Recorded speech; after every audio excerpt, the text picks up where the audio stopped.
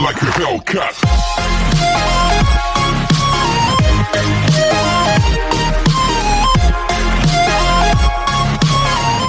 Hi guys, welcome back to Zen Tutorial. If you have not subscribed my channel, please subscribe, like and share with your friends. Today we are going to start application of quadratic equation. हम लोगों ने application of simultaneous equation पढ़ा था कि statement को किस तरीके से मैथमेटिकल लैंग्वेज में कन्वर्ट करके एक इक्वेशन तैयार करनी है और फिर उससे हमको रूट्स निकालने हैं। तो बस उसी टाइप के क्वेश्चंस हैं। हम लोग स्टार्ट करते हैं। हमारी प्रैक्टिस है 2.6 का क्वेश्चन नंबर 6 हम लोग रीड कर लेते हैं। आपकी स्क्रीन पे आ रहे हैं। मिस्टर कासिम रन्स ए स्मॉल बिजनेस। कासिम एक छोटा सा बिजनेस चलाता है। किसका? Of making earthen pots. Earthen pots बनाने का एक छोटा सा बिजनेस कासिम चलाता है। आगे देखते हैं। He makes certain number of pots on daily basis, यानी वो पूरे दिन में कुछ पॉट्स बना लेते। अब वो कुछ पॉट्स कितने हैं? 50 है, 100 है, 10 है, 20 है, what ever it is, we will assume that के वो एक्स नंबर ऑफ पॉट्स बनाता है। क्या बना लेता है? एक्स नंबर ऑफ पॉट्स बना लेता है। तो वो एक्स नंबर ऑफ पॉट्स कितने भी हो सकते हैं, 10 हो सकते हैं, 12 हो सकते हैं, 15 हो सकते हैं। ये टोटल पॉट्स कितने हम लोग मान रहे हैं कि टोटल वो एक्स पॉट्स बना लेता है, ये हम लोग अज्यूम कर ले। अब आगे बोल रहे हैं कि he makes certain number of pots on daily basis. Production cost of each pot is, एक पॉट की जो प्रोडक्शन कॉस्ट है वो क्या है? 40 more than 10 times than the total number of pots he makes in per day। यानी जितने pots वो एक दिन में बनाता है वो उस पॉट्स का 10 टाइम करो और मोर देन 40 करेंगे तो वो एक पॉट की कॉस्ट प्राइस हो गई। क्वेश्चन समझ में आया? अब आगे बोल रहे हैं find he makes in one day if production cost of all pots per day is ₹600। यानी पूरे पॉट्स की प्रोडक्शन कॉस्ट, पूरे पॉट्स को बनाने के लिए उसको 600 रुपीज होते हैं। तो बताओ कि of one pot and number of pots he makes per day. Find the production cost of one pot. एक पॉट की प्रोडक्शन कॉस्ट निकालो और कितने पॉट्स वो दिन भर में बना लेता है वो निकालो। ठीक है, तो अभी हम लोग क्वेश्चन के हिसाब से स्टेटमेंट बनाते हैं। क्वेश्चन नंबर 6 क्या बोल रहे हैं कि कासिम एक छोटा बिजनेस चलाता है और वो दिन भर में कुछ अर्थन पॉट्स बना लेता है। तो let he makes X earthen pots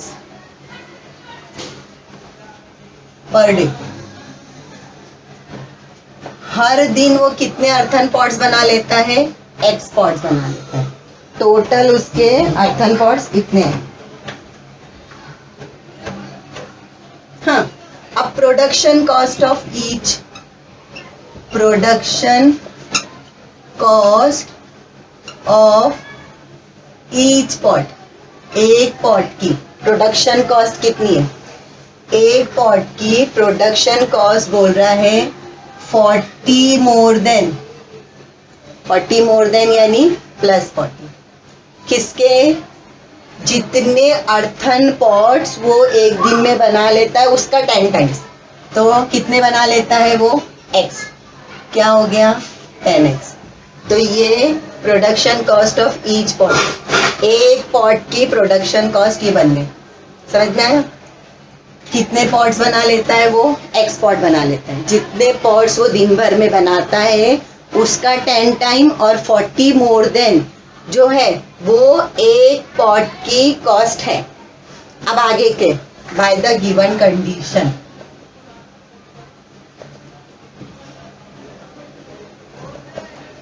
condition के अकॉर्डिंग क्या बोल रहा है कि अगर वो x मान लो 12 पॉट्स बना रहे हैं तो एक की इतनी है तो 12 की कितनी, तो टोटल पॉट्स की वैल्यू 600 दी हुई है। टोटल पॉट्स का जो प्रोडक्शन कॉस्ट है वो कितना है? 600। तो अगर एक पार्ले जी की प्राइस 5 रुपीज है तो 10 पार्ले जी के लिए मैं क्या करूंगी? 5 इंटू 10 करूँगी, ठीक है। तो वही हमको यहाँ पे करना है, x into 10x plus 40 equal to कितने हैं 600। ये हमारा स्टेटमेंट कि जितनी पॉट्स वो दिन भर में बनाता है और एक पॉट का प्राइस, वो पूरी टोटल पॉट्स और एक पॉट्स का प्राइस इक्वल टू 600 है। तो तुमको बताना है कि कितने पॉट्स बनाता है और एक पॉट्स का प्रोडक्शन कॉस्ट कितना है, ठीक है। अब इसको सॉल्व करते हैं। 10x square plus 40x equal to 600। इसको पहले क्वाड्रेटिक इक्वेशन बना लेते हैं। 40x minus 600 equal to 0।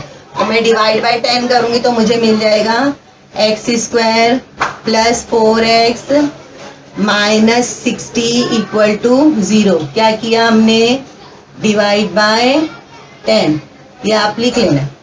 अब मुझे क्या चाहिए, a और c का प्रोडक्ट कितना है, माइनस 60 है और मिडल टर्म क्या है 4 है। तो मुझे क्या चाहिए, इसको ऐसे स्प्लिट करना है कि मुझे मिडल टर्म मिले। तो 10 सिक्सा कर लूंगी मैं, 10 और 6 मेरा हो जाएगा माइनस 60। तो 10 सिक्सा हो जाएगा 60 और 10 में से 6 माइनस करूंगी तो 4 हो जाएगा। और मुझे मिडल टर्म में प्लस की साइन चाहिए तो मैं बड़े नंबर को प्लस और छोटे नंबर को माइनस करूँ। ये हो गया हमारा x square plus 10x minus 6x minus 60 equal to 0। Common निकाल लेते हैं, x plus 10 minus 6 minus minus हो गया plus, x plus 10 equal to 0। Therefore दो ब्रैकेट बन गए, x प्लस 10 और x माइनस 6 इक्वल टू 0।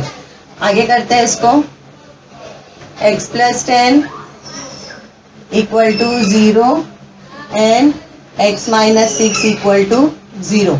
तो x equal to minus 10 and x equal to 6। तो कितने पॉट्स बना लेता है वो, 6 पॉट्स बना लेता है एक दिन में। तो लिखेंगे he makes 6 number of pots per day. तो ये तो हो गया उसके कितने पॉट्स बना लिया वो। हम लोग नेगेटिव नहीं लेंगे, therefore minus 10 is negative number and therefore it is not acceptable. Therefore it is not acceptable. We will take, therefore we will take x equal to 6. तो कितने पॉट्स बना लिया उसने, he makes 6 pots, 6 number of pots, 6 number of pots per day। पूरे दिन वो 6 pots बना लेता है। अब उसकी प्रोडक्शन कॉस्ट क्या थी, एक कॉस्ट की प्रोडक्शन कॉस्ट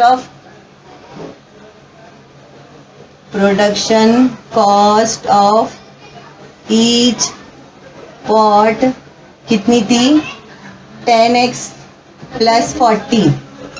तो 10 इंटू 6 प्लस 40, तो 60 प्लस 40 इक्वल टू 100। तो एक पॉट की प्राइस क्या हुई, therefore production cost of each pot is 100 rupees. इस तरीके से आपका ये क्वेश्चन नंबर 6 था। आप लोग देख लीजिए इसको, उसके बाद हम लोग करते हैं क्वेश्चन नंबर 7। क्वेश्चन नंबर 7, 2.6 का क्वेश्चन नंबर 7 मैं आपको पहले रीड कर देती हूँ, आपकी स्क्रीन पे आ रहा होगा। Pratik takes 8 hours to travel 36 kilometre downstream and return to the same spot. Speed of boat in still water is 12 kilometre per hour. Find the speed of water current.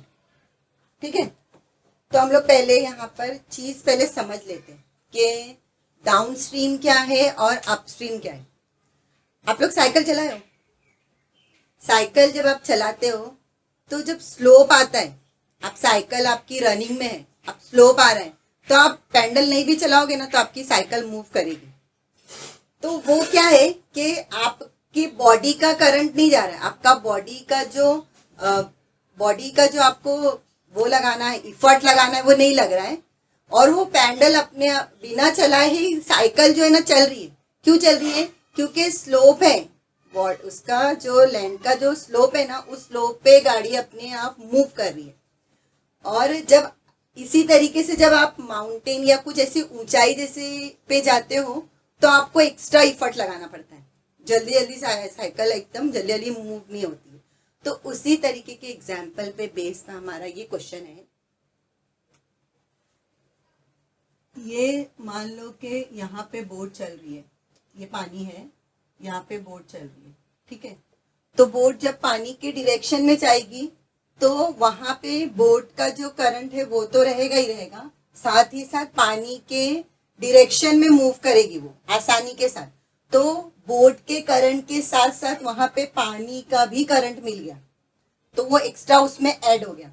तो वो हो गया डाउन स्ट्रीम। जब boat पानी के direction में move करती है तो वो हो जाएगा डाउन स्ट्रीम। और जब उसको उल्टी डायरेक्शन में, यानी पानी उस तरफ जा रहा है और उसको वापस इस तरफ आना है, यानी अपोजिट, पानी के अपोजिट डायरेक्शन में वापस आना है, तो वो कहलाएगा अपस्ट्रीम। यहां से जब जा रहा है तो ये हो जाएगा डाउन स्ट्रीम, ये हो जाएगा डाउन स्ट्रीम। और जब बोट रिटर्न वापस आएगी तो उसको पानी के अपोजिट से आना है, तो ये हो जाएगा अपस्ट्रीम। तो यहाँ पे पानी का जो फ्लो है, पानी का जो करंट है, पानी का जो उसको मिलने, पानी का भी जो इफर्ट उसको मिलने वाला है वो यहाँ पर नहीं मिलेगा, तो यहाँ पे पानी का करंट माइनस होगा। और जब ये पानी के साथ शिप मूव करेगी तो बोट का भी करंट होगा और पानी का भी करंट होगा, तो उसके अंदर पानी का करंट क्या हो जाएगा, ऐड हो जाएगा। ये चीज समझ में आई?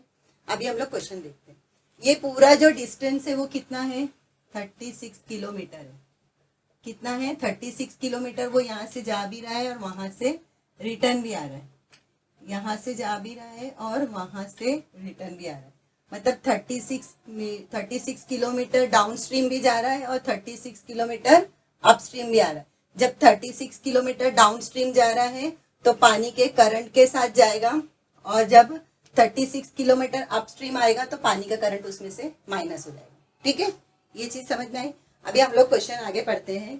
प्रति take 8 hours to travel 36 kilometer downstream and return to the same spot. The speed of boat in still water is 12 kilometer. Solution start करते हैं।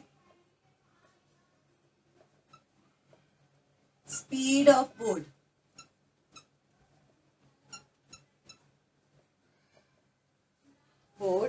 speed of boat in still water, in still water 12 kilometre per our. Speed of boat in still water, यानी ठहरे हुए पानी में जो water की speed, boat की जो स्पीड है वो 12 किलोमीटर पर आवर है। ठीक है, अब हमसे क्वेश्चन पूछा है कि find the speed of water current. तो मान लेते हैं late the speed of water current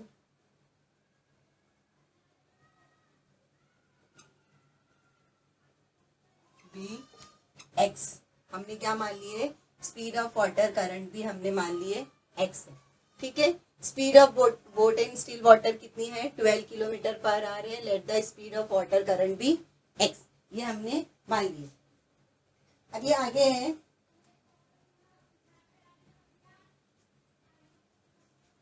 ये x जो है इससे लेस देन होगा, x जो होगा 12 किलोमीटर, जो पानी, जो बोट की जो स्पीड है उससे क्या होगा, लेस देन होगा।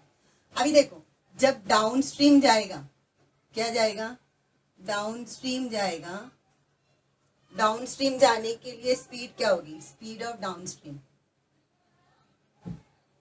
डाउन स्ट्रीम की स्पीड क्या होगी, स्पीड का फॉर्मूला क्या है, speed equal to distance upon time. Speed का फॉर्मूला है डिस्टेंस अपॉन टाइम। तो जब वो डाउन स्ट्रीम जाएगा तो जो उसकी बोट की जो स्पीड है, बोट की स्पीड क्या है, 12 किलोमीटर है। उसके साथ साथ वाटर का करंट भी उसमें क्या हो रहा है, ऐड हो रहा है।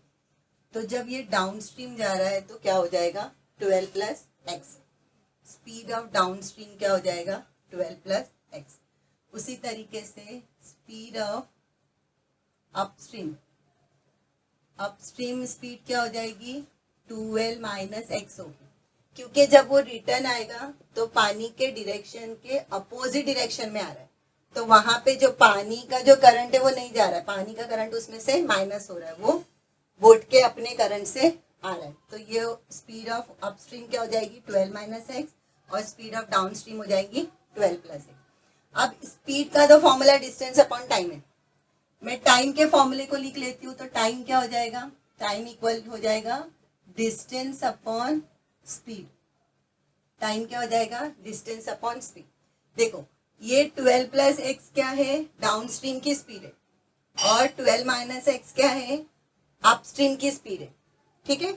अब मुझे टाइम यानी जाते वक्त डाउन स्ट्रीम का टाइम और अपस्ट्रीम का टाइम दोनों मिला के कितने आवर्स में उसकी जर्नी कंप्लीट हो रही है 8 आवर्स में। तो मतलब स्पीड ऑफ डाउन स्ट्रीम या टाइम ऑफ डाउन स्ट्रीम और टाइम ऑफ अपस्ट्रीम दोनों को मैं प्लस करती हूँ तो मेरा कितना जर्नी कंप्लीट होता है 8 आवर्स में, ठीक है। तो अभी हम लोग इसको टाइम में निकालते हैं। टाइम ऑफ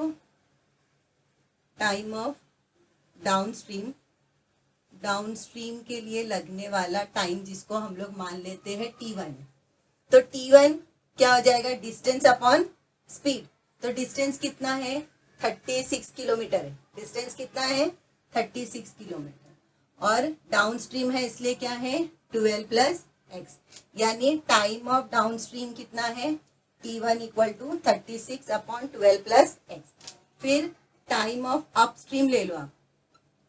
ये क्वेश्चन इस तरीके का है ना कि आप इसको अलग अलग पैटर्न से सॉल्व कर सकते हो। टाइम टू क्या है अपस्ट्रीम में लगने वाला टाइम, दोनों टाइम मिला के वो 8 आवर्स में कंप्लीट कर रहे हैं, तो हमारी इसी तरीके से हमको एक्स की वैल्यू निकलेगी। अपस्ट्रीम में भी उसका क्या था डिस्टेंस 36 था और स्पीड क्या थी 12 माइनस एक्स, ठीक है।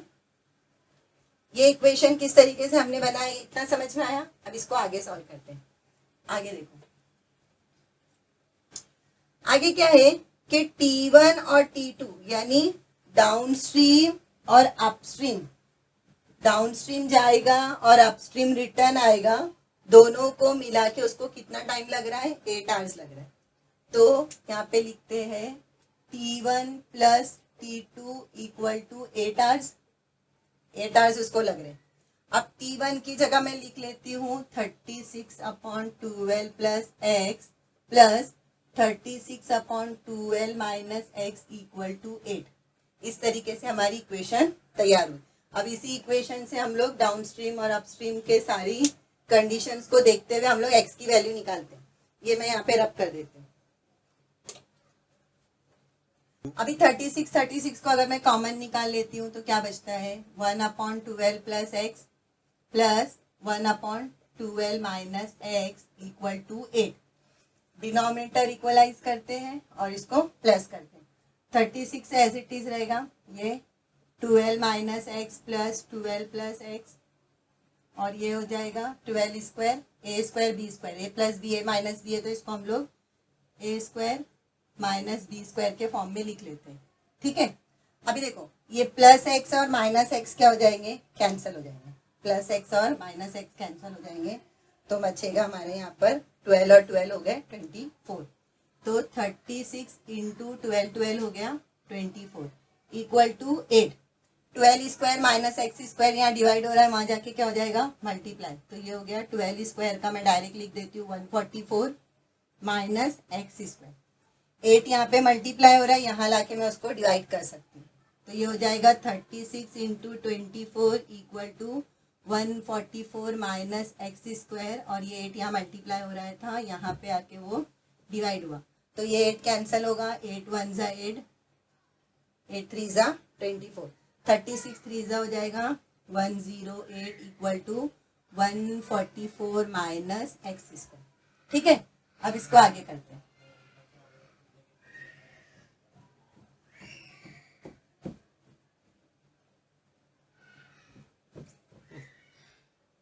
X square equal to 144 minus 108, तो x square equal to 36, therefore x equal to हो जाएगा 36, तो प्लस माइनस 6, ठीक है।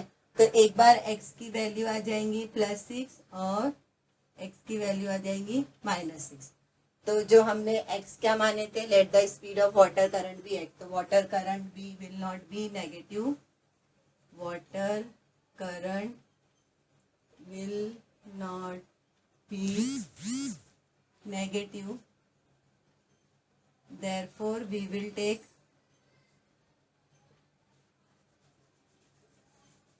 x equal to 6।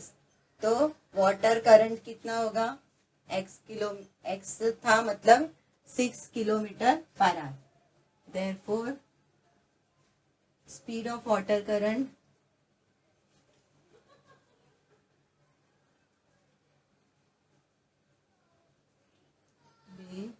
Current is 6 kilometre per our.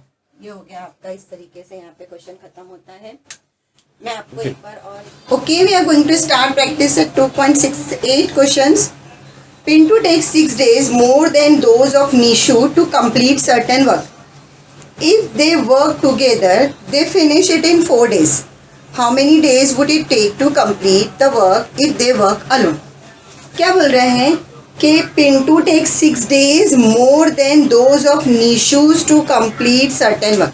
यानी जितना टाइम निशु एक काम को कंप्लीट करने के लिए लेता है, एक काम को कंप्लीट करने के लिए निशु जितना दिन लेता है उससे 6 दिन ज़्यादा पिंटू लेता है, ठीक है।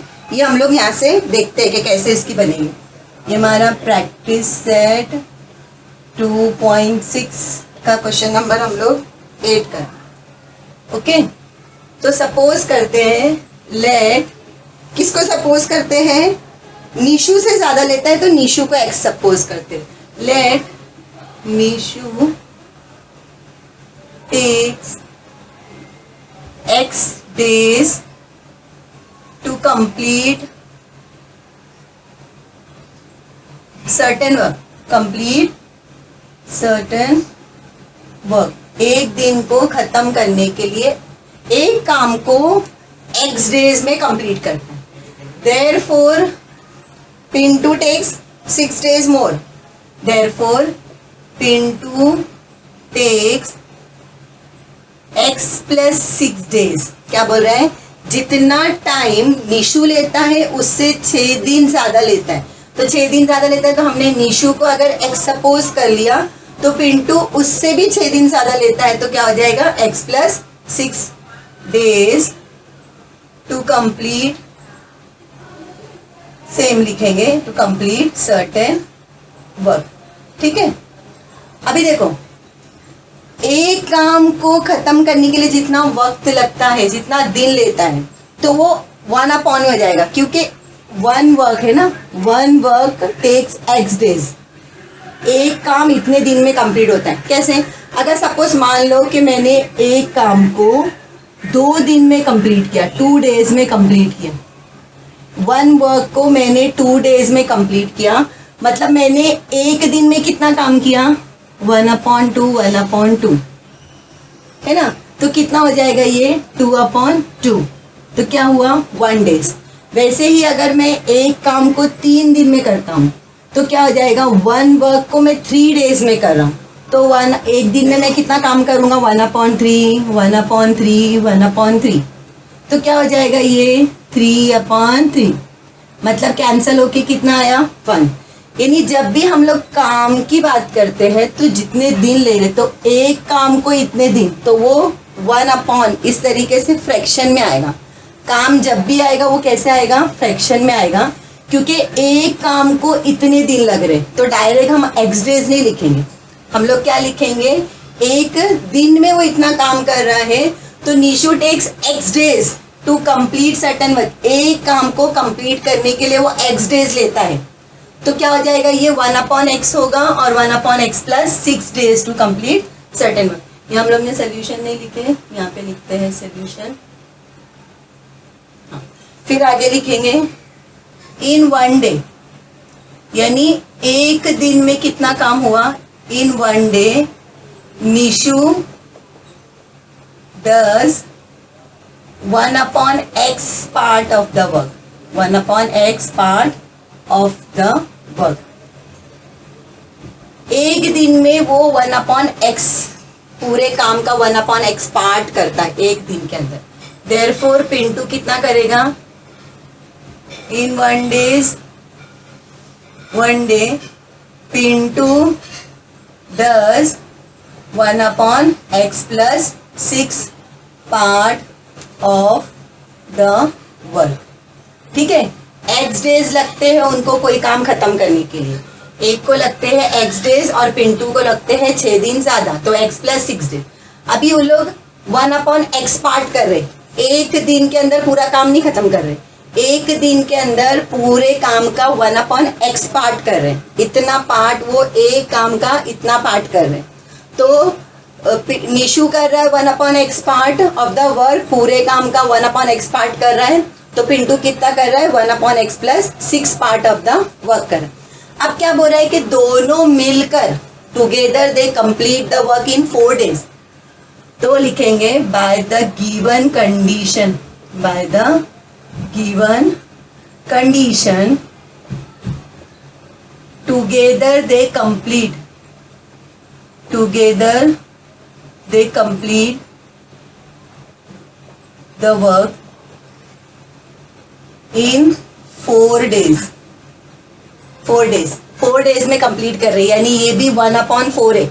एक काम को 4 days में कंप्लीट हो रहा है. वन वर्क इन 4 days, तो इसको 1/4 लिखेंगे. अब टुगेदर दे कंप्लीट, तो टुगेदर कैसे लिखेंगे, दोनों को मिला के 1/x and 1/x plus 6 part of the work, दोनों को मिला के कितने दिन में कंप्लीट कर रहा है, 1/4, है ना.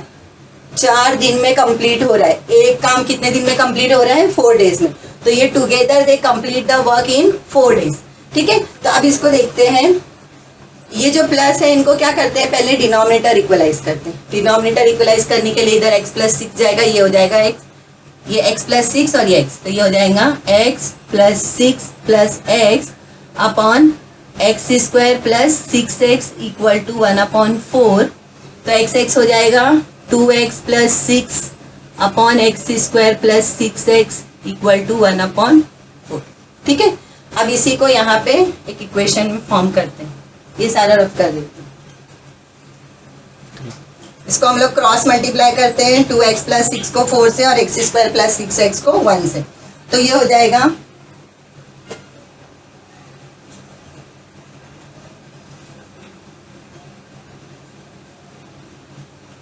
4 किससे मल्टीप्लाई हो रहा है, 2x प्लस 6 से equal to x square plus 6x.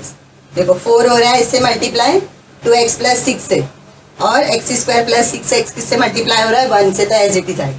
अब ये हो जाएगा 4 2 ज़ा 8x plus 24 equal to x square plus 6. अभी ये पार्ट को मैं यहाँ लेकर आती हूँ, उसको वहाँ लेकर चले जाती हूँ. X square plus 6x equal to 8x plus 24. X square plus 6x ये पूरा इस तरफ ले लेंगे, इक्वल के उस तरफ 0 कर देंगे. प्लस 8x यहाँ आएगा तो हो जाएगा माइनस 8x प्लस 24 हो जाएगा माइनस 24 इक्वल टू 0. ठीक है, अभी x square plus 6x minus 8x से हो जाएगा minus 2x minus 24 equal to 0. ठीक है, ये हमारी क्या बन गई, क्वाड्रेटिक इक्वेशन बन गई. अब इसको हम लोगों को इस तरीके से प्रोडक्ट करना है, स्प्लिट करना है. 24 के 2 नंबर क्या निकाल सकते हैं हम लोग, 6 4 ज़ा 24, 6 4 ज़ा 24, है ना. तो 6 4 ज़ा 24 भी आएगा और 6 में से 4 माइनस करेंगे तो हमको मिडल टर्म भी मिल रही है. अब बात आती है साइन की. तो बड़े नंबर हमको मिडल टर्म में माइनस की साइन है, तो हम क्या करेंगे, बड़े नंबर को माइनस की साइन और इसको प्लस की साइन. तो ये हो जाएगा x square minus 6x plus 4x minus 24 equal to 0. Common कुछ नहीं निकलेगा, x निकलेगा. x minus 6 plus 4x minus 6 equal to 0. x minus 6 का एक ब्रैकेट बन जाएगा, x प्लस 4 का एक bracket equal to 0. Therefore x minus 6 equal to 0 और x प्लस 4 इक्वल टू 0। तो x माइनस 6 हो जाएगा x इक्वल टू माइनस 6 हो जाएगा plus 6 and x equal to हो जाएगा माइनस 4। तो नेगेटिव नंबर हम लोग नहीं लेंगे, negative number will not be accepted, क्योंकि काम जो होता है कभी भी नेगेटिव नहीं होता है। तो डेज जो होते हैं नेगेटिव में नहीं हो सकते हैं, तो हम लोग क्या लेंगे, पॉजिटिव नंबर लेंगे। तो हम लोग यहाँ पे क्या लिखते हैं, -4 is not acceptable, -4 is not acceptable, therefore we will take x equal to 6, x equal to 6। अभी x हमने क्या सपोज किए थे, डेज सपोज किए थे। तो Nishu takes 6 days to complete certain work, और पिंटू कितना था, x प्लस 6। तो x की जगह उसकी वैल्यू पुट करके पिंटू कितना दिन लेगा और निशु कितना दिन लेगा। Therefore Nishu takes 6 days to complete the work and Pintu takes x plus 6 means 6 plus 6, तो 12 days। तो ये हो गया इसका काम और ये इसका दिन। पिंटू कितना दिन लेता है, 12 days, और निशु कितना लेता है, 6 days। इस तरीके से तुम्हारा क्वेश्चन नंबर 8 कंप्लीट हुआ है। अभी हम लोग करते हैं next question. Question number 9, if 460 is divided by a natural number. 460 एक नंबर है, डिविडेंड है, जो उस डिविडेंड से कोई नेचुरल नंबर डिवाइजर है, उसका जो डिवाइजर है कोई नेचुरल नंबर है, ठीक है। Kotian is 6 more then 5 times the divisor, यानी जो कोटियंट है वो डिवाइजर का 5 टाइम्स है, 5 टाइम्स एंड 6 मोर देन है, and reminder is 1। Find quotient and divisor. देखो हम लोग को पता है कि हमारी कैसे बनती है, हम लोग जब डिवाइड करते हैं किसी नंबर को। देखो सपोज मान लो ये हम इस तरीके से हम लोग डिवाइड करने का तरीका सीखे।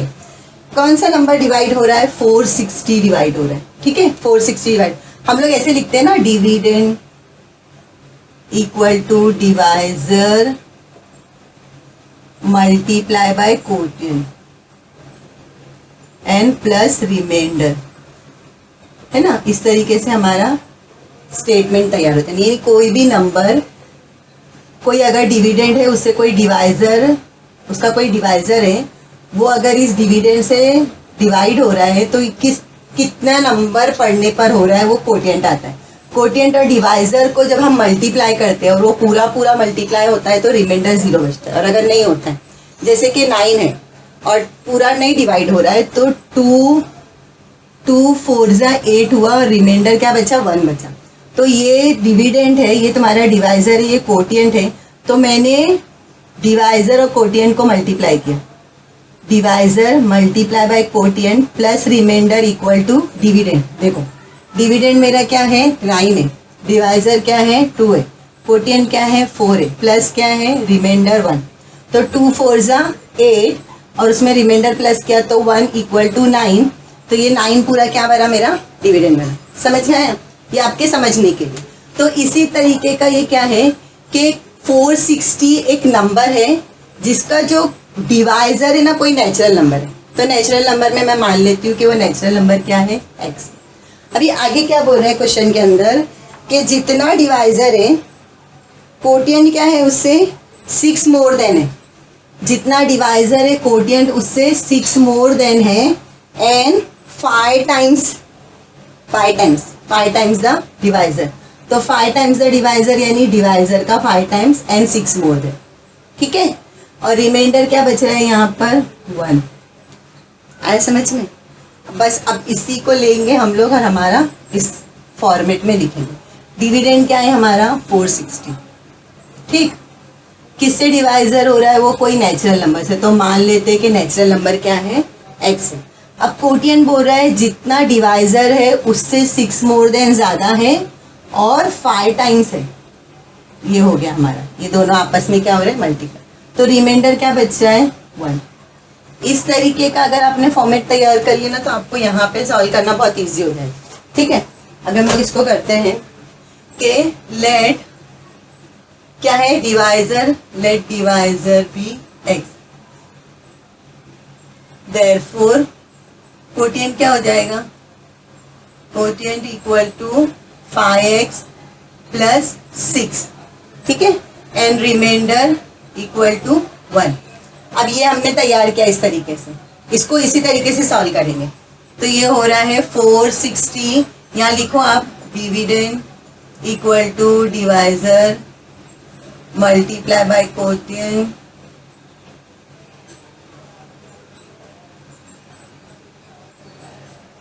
Plus reminder. ठीक है, तो हमने लिख दिए डिविडेंड, डिवाइजर हमने क्या सपोज किए x, तो कोटिएंट क्या हो रहा है 5x प्लस 6 और रिमाइंडर क्या हो रहा है 1।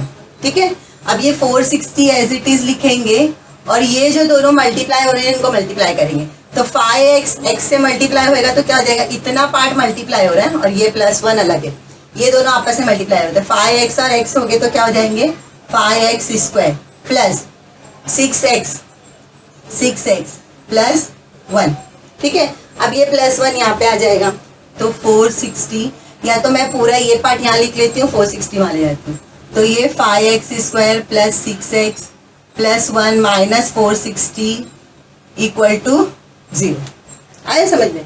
अब ये 5x square as it is plus 6x plus 1 और माइनस 460, माइनस हो गए तो क्या बचेगा, माइनस 459 इक्वल टू 0।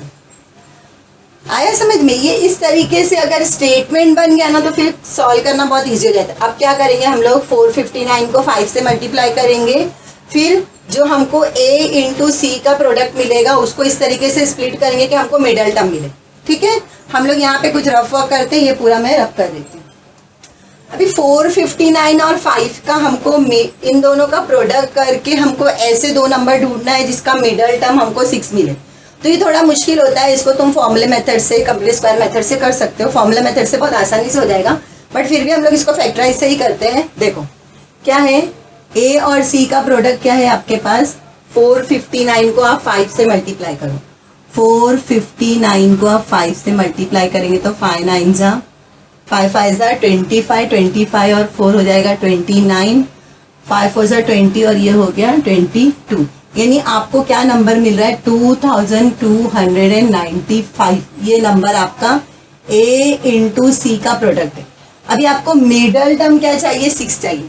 तो ऐसे बड़े नंबर आते हैं ना तो उनका हम लोग क्या करते हैं, एलसीएम करते हैं, फैक्टराइज करेंगे, एलसीएम करेंगे तो आसानी से समझ में आएगा। चलो इसको करते हैं, देखो 2295 कैसे करेंगे, 5 से करते हैं, 5 4 जा 20, 5 4 जा 20, 5 5 जा 25, 5 9 जा 45। ठीक है, अब किससे कर सकते हैं हम लोग, 3 से करेंगे, 3 1 जा 3, 3 5 जा 15, 3 3 जा 9। अब इससे करेंगे 3 5 जा 15, 3 1 जा 3। अब 51 आ गया, इसको 13 से कर सकते हैं, लेकिन हम लोग देखते हैं 5 3 जा 15, 15 3 जा कितना होता है 45, 5 3 जा 15, 15 3 जा हो गया, ये पूरा कितना हो रहा है 45। 45 और 51 को जब मैं प्लस या माइनस करती हूँ तो मुझे 6 मिल रहा है, 51 में से 45 माइनस करूंगी तो मुझे क्या मिलेगा, 6 मिलेगा। तो हम लोग यहीं पे रुक जाते हैं, इसको आगे और ज़्यादा स्प्लिट नहीं करते। हमको दो नंबर क्या मिल गए हमारे, 45 और 51, 51 और 45 हमारे को दो नंबर मिल गए। अब हमको साइन किसकी देनी है, मिडल टर्म में पॉजिटिव साइन देनी है, तो हम लोग बड़े नंबर को प्लस की साइन और 45 को माइनस की साइन दें, यानी एक नंबर प्लस और एक नंबर माइनस होगा तभी माइनस होगा। 51 में से 45 माइनस करेंगे तो बचेगा 6, 6 हमको क्या चाहिए, मिडल टर्म में चाहिए। ठीक है, तो अभी हमारे दो नंबर है, ले लेते हैं 5x स्क्वायर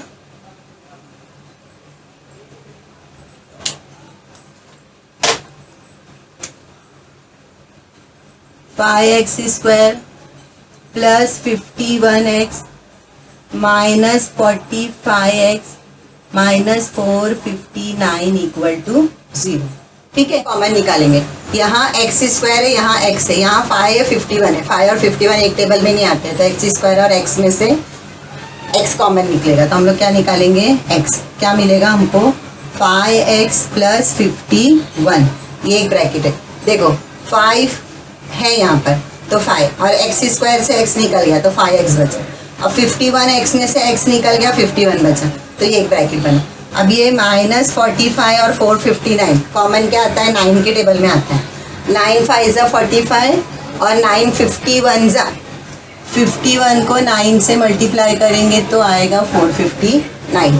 तो मैं 45 के दो नंबर क्या करूँगी, 9 5 ज़ा और इसके क्या हो जाएंगे 9 इंटू 51, किसके 459। तो दोनों जगह से 9 9 कॉमन निकालूंगी। तो यहाँ से बचा 9 9 अगर निकालिए तो क्या बचा, 9 5 ज़ा 9 दोनों जगह से कॉमन निकला तो अंदर बचा 5 और 5x। ठीक है,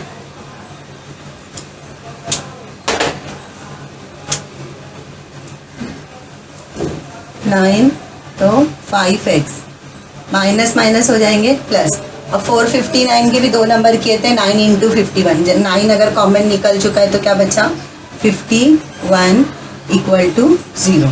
तो हमारा देखो ये ब्रैकेट जो है ना सेम आया, इसको 1 टाइम लिखेंगे 5x प्लस 51, ये एक ब्रैकेट, और x माइनस 9 इक्वल टू 0, एक ब्रैकेट। अभी 5x प्लस 51 इक्वल टू 0 और x माइनस 9 इक्वल टू 0, तो ये हो जाएगा x इक्वल टू प्लस 51, वहाँ जाके हो जाएगा माइनस 51 और 5 मल्टीप्लाई हो रहा है तो यहाँ के हो जाएगा डिवाइड, तो ये एक x की वैल्यू मिलेगी। अब यहाँ पे x इक्वल टू माइनस 9, वहाँ जाके हो जाएगा प्लस 9। तो हम लोग नेगेटिव वैल्यू लेते हैं क्या, नहीं, तो हम लोग क्या लेंगे, पॉजिटिव वैल्यू। ठीक है,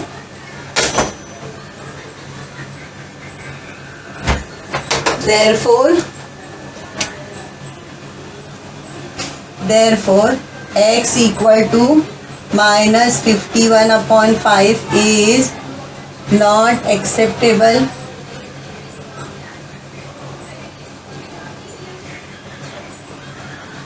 therefore x equal to 9, we will take x equal to 9 और x हमारा क्या था, डिवाइजर था। therefore डिवाइजर क्या मिल गया हमको, डिवाइजर इक्वल टू 9, और कोटियन क्या था हमारा, कोटियन था हमारा 5x प्लस 6, कोटियन था 5x प्लस 6, तो 5x प्लस 6 यानी 5x की जगह हम लिखेंगे 9 प्लस 6, 5 9 ज़ा 45, 45 और 6 प्लस करें तो मिलेगा 51, यानी आपको कोटियंट मिल गया 51। ये आ गया कोटियंट और ये आ गया डिवाइजर। इस तरीके से divisor equal to 9 and quotient equal to 51 is the solution of the answer. ठीक है, इस तरीके से क्वेश्चन नंबर 9 था। अभी करते हैं क्वेश्चन नंबर 10, जो इस प्रैक्टिस सेट का लास्ट क्वेश्चन। क्वेश्चन नंबर 10 आपको एक्टिविटी के फॉर्म में दिया हुआ है, लेकिन मैं आपको पूरा डायरेक्ट सॉल्व करा देती हूँ। जहाँ जहाँ पे आपके बॉक्स है वहाँ आप फिल कर लीजिएगा। ठीक है, क्वेश्चन रीड करते हैं। इन द एडजॉइनिंग फिगर, ये आपका फिगर है जिसके अंदर ABCD एक ट्रेपेजियम है। ये ट्रेपेजियम ना होते हुए ये आइसोसेलिस ट्रेपेजियम होना चाहिए, क्योंकि अकॉर्डिंग टू द फिगर, जो आपके टेक्स्ट बुक में फिगर मेंशन है वहाँ पे BC और AD को सेम सिंबल दिया है। सेम सिंबल दिया है मतलब जितना BC है उतना AD है, और BC और AD अगर इक्वल है तो ये आइसोसेलिस है, क्योंकि जब दो साइड इक्वल होती है तो वो जो ट्रेपेजियम होगा वो क्या होगा, आइसोसेलिस ट्रेपेजियम। अभी आगे बोल रहा है ट्रेपेजियम जिसके अंदर AB पैरेलल है किसके, CD के, एंड इट्स एरिया इज 33, यानी इसका जो पूरा एरिया है वो कितना है, 33 square centimetre. From the given information in the figure find the length of all side of the trapezium ABCD, और एम्प्टी बॉक्सेस को आपको फिल करना। ठीक है, सबसे पहले तो हमको पता है कि ट्रेपेजियम के एरिया का फॉर्मूला क्या है। ठीक है, यहाँ दिया हुआ है area of trapezium ABCD equal to half into जो दो पैरेलल साइड होती है उनका सम, पैरेलल साइड का सम इनटू देयर हाइट, जो उनकी हाइट है वो। ठीक है, तो यहाँ पे यहाँ जो बॉक्स है इसके अंदर हाइट यानी क्या, AM, तो हम यहाँ पर लिखते जाएंगे AM। क्या लिखेंगे यहाँ पे, AM। अब क्या करेंगे, इसकी वैल्यूज पुट करते जाएंगे। ठीक है, ABCD कितना दिया हुआ है, एरिया हमको पूरा दिया हुआ है 33। कितना दिया हुआ है, 33। 1/2 की जगह वही लिखेंगे। AB हमारे पास कितना है, x है, हम लोग ब्रैकेट में ही लिखते हैं x, प्लस CD हमको कितना दिया हुआ है, 2x + 1, 2x + 1 bracket close into AM हमारे पास कितना है, x - 4। इसको भी लिख लेते हैं ब्रैकेट में लिखे तो मल्टीप्लाई की साइन डालेंगे। अब सबसे पहले ये जो 2 यहाँ डिवाइड हो रहा है ना, यहाँ जाके क्या हो जाएगा, मल्टीप्लाई, तो ये हो जाएगा 33 2 जा 66 इक्वल टू, अब ये ब्रैकेट को सॉल्व करेंगे, x + 2x क्या हो जाएगा, 3x + 1, 3x + 1, ये एक ब्रैकेट और ये x - 4। ठीक है, समझ में आया। ये 2 यहाँ पे डिवाइड हो रहा था, यहाँ जाके मल्टीप्लाई हुआ था, 33 2 जा हो गया 66। इस ब्रैकेट को हमने सॉल्व किया तो x और 2x हो गए 3x + 1 और ये हाइट है। ठीक है, अब ये वाला पार्ट पूरा इससे मल्टीप्लाई होगा, इसको एज इट इज लिखते जाएंगे, 66 इक्वल टू 3x से x - 4 पूरा मल्टीप्लाई होगा और 1 से x - 4 मल्टीप्लाई होगा। ठीक है, इस तरीके से करेंगे। 3x और x मल्टीप्लाई होंगे तो क्या हो जाएगा, 3x² माइनस 3 4 जा 12x और ये प्लस x - 4 इक्वल टू 66। अभी देखो 3 ये 66 एज इट इज लिखेंगे, 3x² भी एज इट इज लिखेंगे, 12x और प्लस x, एक माइनस में एक प्लस में, तो क्या हो जाएगा, -11x। क्या हो जाएगा ये, -11x - 4। ये वाला पार्ट पूरा इधर लेकर आते हो, 66 को वहाँ लेके आते हैं, ये हो जाएगा 3x² -11x - 4 -66 इक्वल टू 0। ये इक्वल के 66, ये पूरा इधर आया, ये 66 वहाँ गया, फिर वही 66 को यहाँ लाए तो प्लस 66 यहाँ पे आके हो गया -60। अब ये एज इट इज लिखेंगे, 3x² -11x, अब ये -4 और -66 कितने हो जाएंगे, ये -70, ये हो जाएगा -70 इक्वल टू 0। ये हमारी क्वाड्रेटिक इक्वेशन बनेगी। ठीक है, अब इस क्वाड्रेटिक इक्वेशन को हम लोग जब सॉल्व करेंगे तो हमको 73 से कितना होता है, 210। ये A और C का प्रोडक्ट क्या होता है, A × C हमारा क्या है, 70 और 3 है, तो 7 3 जा 21, यानी आपको A और C का प्रोडक्ट चाहिए 210 और मिडल टर्म आपको चाहिए 11। ठीक है, तो 21 और 10, 21 और 10 लेंगे, 21 और 10 लेंगे तो मल्टीप्लाई करने पे 210 मिलेगा और 21 में से 10 माइनस करेंगे तो 11 मिलेगा, यानी हमको मिडल टर्म मिल रही है। अभी बात माइनस की आती है तो बड़े नंबर को माइनस की साइन देते हैं और इसको दे देते हैं प्लस की साइन। ठीक है, तो अभी हमारे फैक्टर हमको मिल गए 2, 3x² -21x plus 10x -70 equal to 0। यहाँ से 3x कॉमन निकलेगा, 3x कॉमन निकला तो बचा 3 7 जा 21, 3 7 जा 21, तो यहाँ मिला x - 7। अभी 10 अगर मैं कॉमन निकालती हूँ तो अंदर भी बचेगा plus minus minus x - 7 equal to 0। 2 bracket मिल गए हमको, एक ब्रैकेट मिला हमको x - 7 और दूसरा ब्रैकेट मिला हमको 3x + 10 इक्वल टू 0। तो x - 7 इक्वल टू 0 और 3x + 10 इक्वल टू 0, तो x - 7 वहाँ जाके हो जाएगा +7, ये एक x की वैल्यू मिली। अब ये क्या है, ये हो जाएगा x इक्वल टू +10 वहाँ जाके हो जाएगा -10, 3 यहाँ मल्टीप्लाई हो रहा है, यहाँ पे आके डिवाइड होगा, तो x नेगेटिव वैल्यू हम लोग नहीं लेते।